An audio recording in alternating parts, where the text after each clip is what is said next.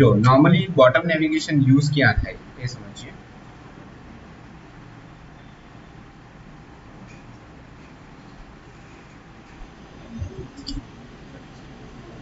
હા ઓકે, સો નોર્મલી આપણે bottom navigation શું કામ યુઝ કરીએ, બીકોઝ તમે અત્યારે જોયું ને દિવસ બધાના ફોન્સની જે સ્ક્રીન છે તે મોટી થતી છે. બાકી પહેલા આટલા નાના ફોન જ આવતા ટચ સ્ક્રીનમાં, બરાબર. સો તમે અત્યારે જોજો મોસ્ટલી જે બધી એપ્લિકેશન્સ છે ને બધામાં બોટમ નેવિગેશન આપેલું હોય, લાઈક ઇન્સ્ટાગ્રામ. સી આવું કેમ કે ઓબ્વિયસલી કે ધારો કે આજ મારો ફોન લઈ લો, મારો ફોન આટલો મોટો ફોન છે, બરાબર. હવે ધારો કે તમે ડ્રોવર યુઝ કર્યું હોય તો તમારે ડ્રોવર ઓપન કરવા માટે શું કરવું પડશે, આ બીજા હાથનો યુઝ કરવો પડશે, કે આ થમ આટલે સુધી પહોંચી જ નહીં. આપણે નોર્મલી ફોન એમ જ પકડીએ. સો બોટમ નેવિગેશન એકચ્યુઅલી એક હેન્ડથી તમારે ઓપરેટ કરવું હોય તો ઇઝી હોય. સો અત્યારે તમે જો તો મોસ્ટલી જે બધી એપ્લિકેશન્સ છે એ બધી એપ્લિકેશન બોટમ નેવિગેશન જ આપે. સી લાઈક ઇન્સ્ટાગ્રામ છે, પછી તમે ઇવન એમેઝોન જોઈ લો તો એમેઝોનમાં પણ બોટમ નેવિગેશન આવી ગયું. પછી જે આપણે ડેલી યુઝ કરીએ એમએક્સ, સો એમાં પણ બોટમ નેવિગેશન જ છે. સબ કયો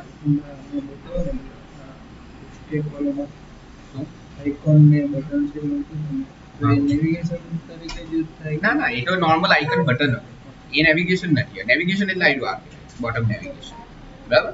સો બોટમ નેવિગેશન કઈ રીતે યુઝ થશે તો એના માટે ફ્લટરની અંદર આટલે ઓપ્શન જ છે. સોરી, આ જગ્યા પર બોટમ જે રીતે ડ્રોવર આવે સેમ રીતે આવે બોટમ નેવિગેશન. બોટમ બોડીની ઉપર કે નીચે યુઝ કરો ગમે ત્યાં ચાલે. સ્કેફોલ્ડનો ઓપ્શન છે, સ્કેફોલ્ડનો ઓપ્શન છે. જે રીતે એપ બાર આવે બોટમ નેવિગેશન, બોડી આપણે બીજું આપણે ફ્લોટિંગ એક્શન બટન જોયું, ડ્રોવર જોયું. સો સેમ રીતે જ હવે બોટમ નેવિગેશન બાર. ઓકે, સો બોટમ નેવિગેશન બાર આ રીતે આવે. એની અંદર આવે આઇટમ્સ, તમારે કેટલી આઇટમ્સ એડ કરવી છે. So bottom navigation bar item. So first option છે એમાં icon. So icons dot home. Okay, then આમાં લેબલ આવે છે, રાઈટ લેબલ તમારે શું આપવું છે home. Okay, then like about settings. So આટલે તમે about માટે કંઈક આઇકન મૂકી શકીએ, like user yeah person.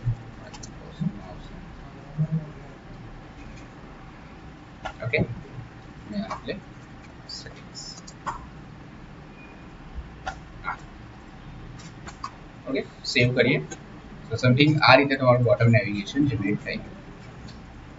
But આ ઓબ્વિયસલી વર્ક નથી કરતું, તો એના માટે આપણે એનો વેરિયેબલ બનાવવો પડશે, like selected is equal to 0.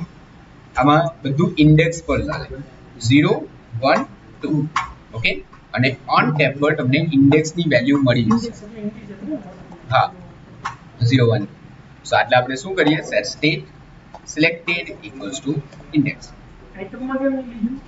આઇટમમાં sorry click event આખા બોટમ નેવિગેશન પર આવે. ના, આમાં સ્ક્રીન થોડી બદલાય, આમાં તો આને આ જ રહે. ઓકે, સો ઓન ટેપમાં ઇન્ડેક્સમાં તમને 0 1 2 મળશે. તો બાય ડિફોલ્ટ 0. હવે મેં આની પર ક્લિક કર્યું તો મને મળશે 1. તો જે 1 મળશે એ સિલેક્ટેડમાં સ્ટોર કરાવી દીધું, એટલે ઓબ્વિયસલી રન કરાવી. હા, ઓકે, આની અંદર સેટ કરવાનું રહી ગયું current index equal to selected. એટલે પહેલા 0 આ 1. ઓકે, સો ચેન્જ એ આના બેઝ આ થયું ને. જો હમણાં એક્ટિવ હોમ છે, આ અબાઉટ એક્ટિવ છે, સેટિંગ્સ એક્ટિવ છે. હવે આપણે આ ચેન્જ કરવાનું છે કે હોમ કરે તો હોમનું સ્ક્રીન આવવું જોઈએ, અબાઉટ કરે તો અબાઉટની સ્ક્રીન, અને સેટિંગ્સ કરે તો સેટિંગ્સની સ્ક્રીન આવી જોઈએ. ઓકે, સો એના માટે આપણે બોડીની અંદર જો આ વસ્તુ તમે બે રીતે બનાવી શકો. લાઈક આટલે એક સિંગલ ચાઇલ્ડ સ્ક્રોલ વ્યૂ લઈએ, એમાં ચાઇલ્ડમાં હું આટલે કોલમ લઈ લઉં છું. કોલમની અંદર આવશે ચિલ્ડ્રન. સો આટલે પણ ઇફની કન્ડિશન લખી શકીએ કે જો સિલેક્ટેડ ઇક્વલ ટુ 0 હોય, સિલેક્ટેડ 0 હોય તો એનો મતલબ કે આટલે આપણે આઇટમ 1 બતાવવાનું છે. કે લાઈક આપણે એવું કરીએ કે ભાઈ આ હોમ ટેબ છે, અને ઓબ્વિયસલી 0 નહીં હશે તો 1 હશે. સો એટલે આપણે એલ્સ ઇફ લખી શકીએ, યા તમે આવું પણ કરી શકો.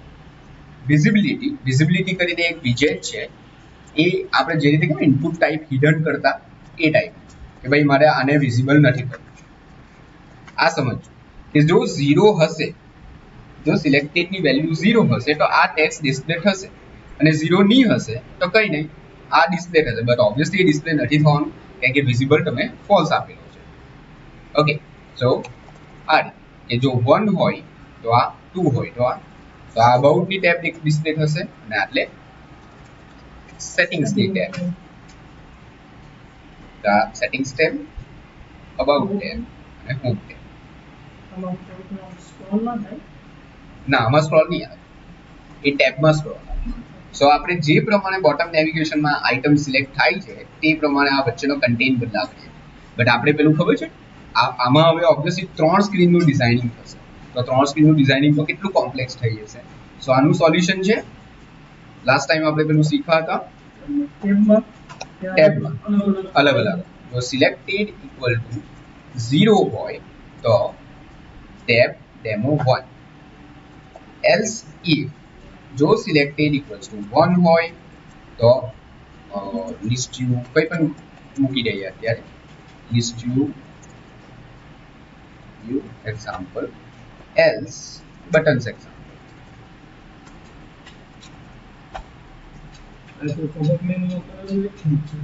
ટેબમાં જે કરેલું, ટેબમાં કરેલું આપણે કે સિલેક્ટેડની વેલ્યુ, ટેબની વેલ્યુ શું છે, ઇન્ડેક્સની વેલ્યુ 0 છે તો આ સ્ક્રીન, એલ્સ અધર સ્ક્રીન. આમાં કરવાનું કામ શું છે, કેમ કે પેજ તો એક જ રહેવાનું છે ને, જસ્ટ ખાલી વચ્ચેનો પાર્ટ બદલાવાનો છે. એટલે આપણે એ જ કહ્યું ને કે જો સિલેક્ટેડની વેલ્યુ 0 હોય તો ટેબ 1 ડિસ્પ્લે કરવાની, જો સિલેક્ટેડની વેલ્યુ 1 હોય તો આ ડિસ્પ્લે કરવાનું, એલ્સ આ. તો 3 ટેબ પર આવી ગયું. આમાં નેવિગેશનનું કંઈ કામ જ નથી ને, ટેબમાં તો આપણે નેવિગેશન કરતા હતા. ટેબમાં તો શું થતું હતું કે જે ટાઈપની ઇન્ડેક્સ સિલેક્ટ છે તે ટાઈપની બધી વેલ્યુ ડિસ્પ્લે થતી હતી. ઓકે, લાઈક ટેબ બાર એક્ઝામ્પલ આઈ વાત કરેલું. આમાં એકચ્યુઅલી ઇન્ડેક્સ ચેક કરવાનું કંઈ કામ નહીં હતું, બીકોઝ ટેબ પર ઓટોમેટિકલી તમને ફેસિલિટી આપતું હતું કે પહેલી ટેબ પર પહેલો સેક્શન આવી જશે, બીજી ટેબ પર બીજો સેક્શન, ત્રીજી ટેબ પર ત્રીજો સેક્શન. ઓકે, સો આની અંદર આપણે કન્ડિશન લખવી પડે કે જો સિલેક્ટેડની વેલ્યુ 0 હોય તો આ ડિસ્પ્લે કરો, 1 હોય તો આ, અને એલ્સ આઈ તો. સો જો આમાં ઓટોમેટિક ઓબ્વિયસલી જે તમે પેલી સ્ક્રીન બનાવશો એમાં એપ બાર નહીં લેવાનું, ડાયરેક્ટ બોડીથી કામ સ્ટાર્ટ કરો. સર અમે તમને સવારે એ પૂછ્યું ચેક પર ક્લિક કરીએ ને ટેબ પર અલગ અલગ, તો એમાં બીજું પેજ લેવાનું હોય તો હા, તો એના પર ક્લિક કરતો નહીં, ડાયરેક્ટ કરતો નેવિગેટર. તમે જે પેલું આ કહો છો ને કે લિસ્ટ હોય, આની પર ક્લિક કરે તો ડિટેલ ક્લિક કરીએ આપણે ચેટ પર ક્લિક કરીએ તો ચેટમાં અલગ સ્કીમ છે ને એ સ્ક્રીન અહીંયા આવે. હા, તો આ થયું ને. આમાં શું થશે, ટેબ બારમાં આ તમે ચેટ સ્ક્રીન કન્સિડર કરી દો, આ ચેટ સ્ક્રીન, આ સ્ટેટસ સ્ક્રીન, આ કોલ સ્ક્રીન. હા, એ ઓટોમેટિક લઈ લેશે. આની અંદર પણ આપણે એ ટાઈપનું જ કર્યું, બટ આમાં કન્ડિશન લખવી પડે તમારે કે કઈ ટેબ પર કયું ડિસ્પ્લે કરાવવાનું છે. ઓકે, ચાલો આની અંદર ઓર ઓપ્શન છે સિલેક્ટેડ આઇટમ કલર, કે તમારે સિલેક્ટેડ આઇટમનો કલર કેવો રાખવો છે. ઓકે, અનસિલેક્ટેડ આઇટમનો કલર કેવો રાખવો છે.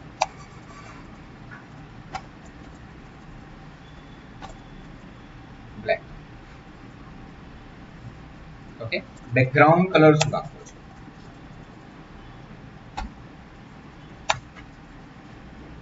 બેકગ્રાઉન્ડ આ રીતે તમે ટેબ્સ બનાવી શકો. ચાલો પાછું એકવાર રિપીટ કરીએ. ટેબ બનાવો ત્યારે એક સિલેક્ટેડ 0, ઓકે, આની અંદર ઇન્ડેક્સ જ આવે 0 1 2 3 4. ઓકે, ના, એ તમારા પર ડિપેન્ડ કરે. તમારે જો પહેલી સ્ટાર્ટિંગમાં વચ્ચેની ટેબ લાવી છે તો એનો શું આવશે, ઇન્ડેક્સ 1. સો જ્યારે રન થશે ફર્સ્ટ ટાઈમ તો 1 વાળી ઇન્ડેક્સ સિલેક્ટ થઈને આવશે. તમારે લાસ્ટ એપ્લિકેશન ખોલી સાથે સાથે એમ બોટમ નેવિગેશન ખુલશે, બરાબર. આપણે જો ઓલવેઝ માટે પેલી સ્ક્રીન નોર્મલી આ પહેલી ટેબ જ હોય, 0 ટેબ જ હોય, બટ તમારી રિક્વાયરમેન્ટ એવી હોય કે ના મારે ભાઈ આ સેટિંગ્સ વાળી જે ટેબ છે તે પહેલા ઓપન થવી જોઈએ, એટલે તમે 2 આપી દો. તો જો સી આ સેટિંગ્સ વાળી આવી, જો હોમ પર જશે તો ઇન્ડેક્સ ચેન્જ થઈ ગઈ.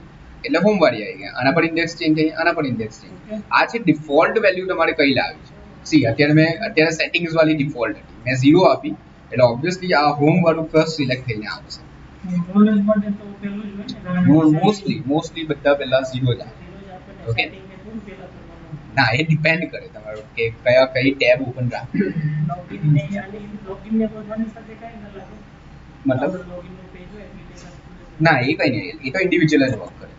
ઓકે, સો એની અંદર 3 રીતના તમે કલર સેટ કરી શકો. ઓકે, કરંટ ઇન્ડેક્સ એટલે બાય ડિફોલ્ટ પહેલું કયું ઓપન થવું જોઈએ, તો 0 ઓપન થશે. હવે જેવું ઓન ટેપ કર્યું, આ ઓન ટેપ કર્યું એટલે ચેન્જ થવું જોઈએ, તો ઓન ટેપ પર તમને પેરામીટરમાં ઇન્ડેક્સ મળશે. સો સિલેક્ટેડની value as a index set કરી. ઓકે, લોજિક આટલે લખ્યું, સિલેક્ટેડની વેલ્યુ શું છે, 0 છે તો આ 1 છે તો આ એલ્સ આવી. તમે ઇવન કલર પણ બદલી શકો જો આ લોજિક જો છે તો. બેકગ્રાઉન્ડ કલર કે જો સિલેક્ટેડની વેલ્યુ 0 હોય તો કલર્સ ડોટ રેડ આવવું જોઈએ. એલ્સ ઇફ જો સિલેક્ટેડની વેલ્યુ 1 હોય તો colours dot blue. Else colours dot purple આવવું.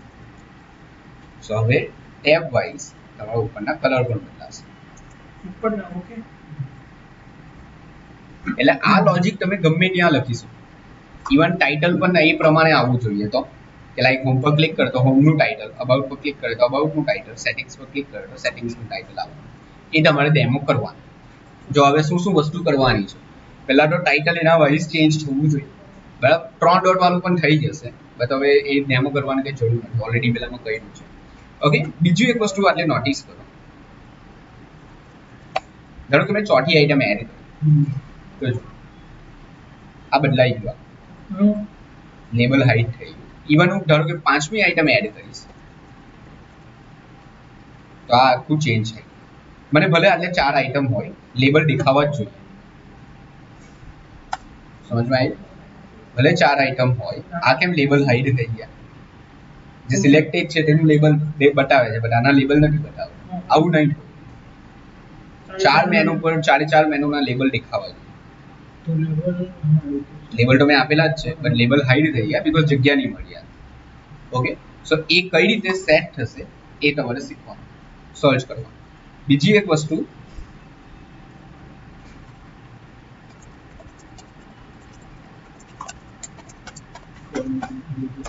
હા આ બનાવવાનું છે. સ્વિગીમાં પહેલા આવું એટલે સ્વિગી પોપ એવું લખાઈ નાખો.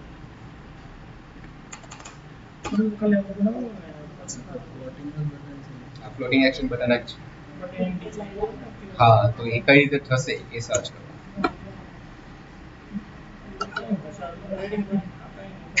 મળશે, આમાં તો બેઠા એક્ઝામ્પલ મળશે. સો આ ફ્લોટિંગ એક્શન બટન જ છે. જોવા જાવ સ્વિગી વાળા એથી બદલી નાખ્યું, પહેલા હતું.